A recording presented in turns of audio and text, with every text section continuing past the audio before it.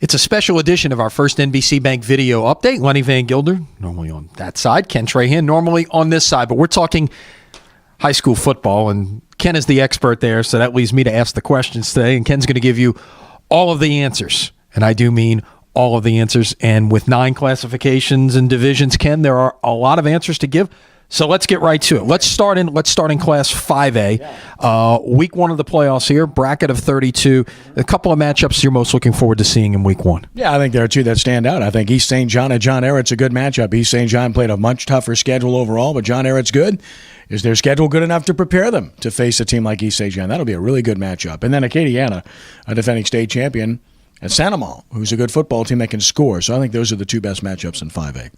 As you look ahead 4 weeks from now, who do you expect to see in the Dome, as you have already so succinctly predicted, if you will, on our site at sportsnola.com? I really think 5 teams could win it in 5A. I think Bird, Ponchatoula, Trahan, West Monroe, Zachary could all win it. That's how close it is.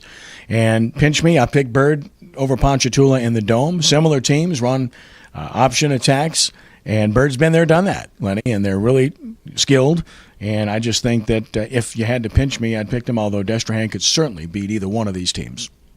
Let's move on to Class 4A and your thoughts on what you like in Week 1 of the brackets. Well, you got a 16-17 matchup that's a really good one. DeRidder and Lutcher. Lutcher, a traditional power. DeRidder's got athletes.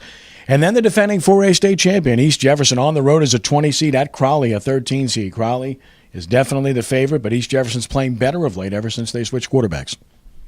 And who will we see 4 weeks from now teeing it up in the Mercedes-Benz Superdome? Well, I think it's a matchup that a lot of people have looked forward to since the beginning of the season. I picked Neville over Warren Easton for the championship game. Neville, to me, is the team to beat. They're just really good on both sides of the ball. Nobody has the firepower that Warren Easton has on offense. I think they're good enough to win their side of the bracket and get there. I do think Landry Walker has a real shot. Franklinton has to be considered a threat. And Endicar's a dark horse in 4A.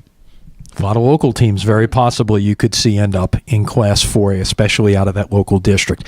As you go on to Class 3A, what do you like this weekend? Well, McMain played in a tough league with, the Curtises and St. Charles Catholics and Lushers, and they're on the road at Port Allen. I think they're a live dog in this one as a 19 seed.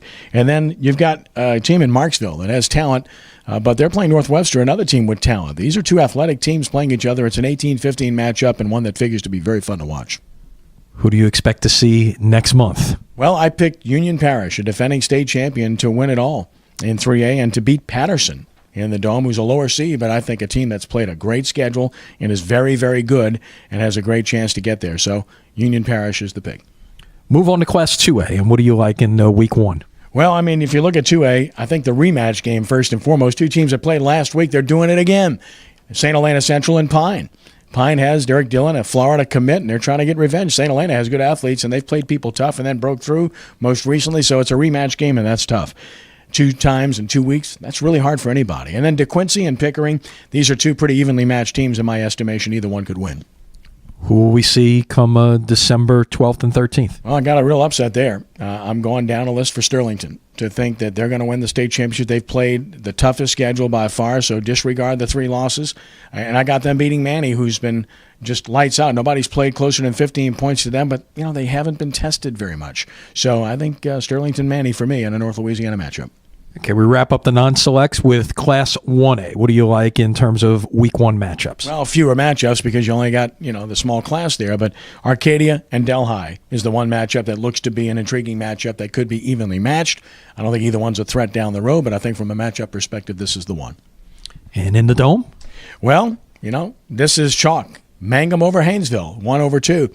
And listen, these are 2 traditional powers. Been there, done that. They're both great teams.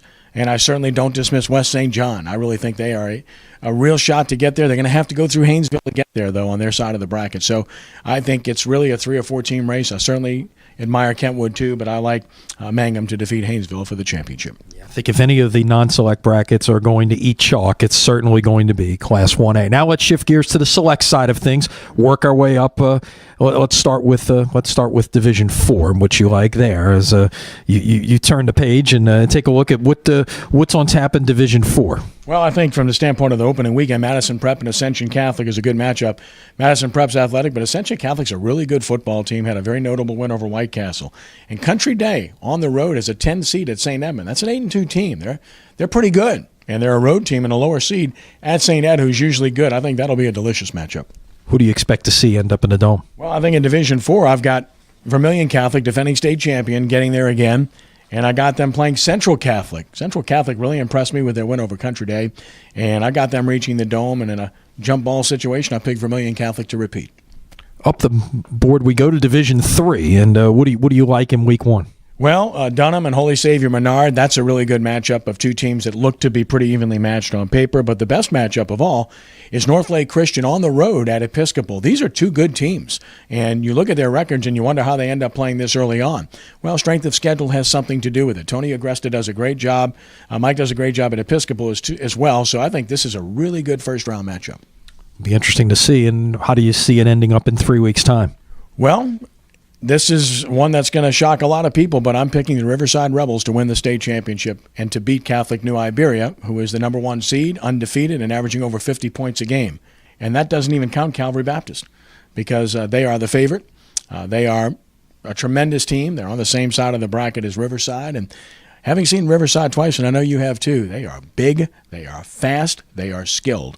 And I'm going with the Rebels, even with a freshman quarterback in Jordan Loving. Yeah, I would say of all the teams that are not in the highest classification, Riverside's the best team I saw all year long.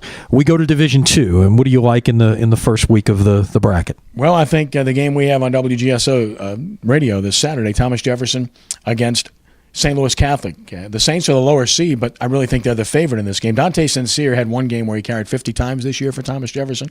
I think he'll carry it a whole bunch in this game, too, trying to shorten the game and keep the ball. And then, of course, you can watch one that we have on sportsnola.com with Vanderbilt Catholic and De La Salle. De La Salle, to me, is a prohibitive favorite in the game.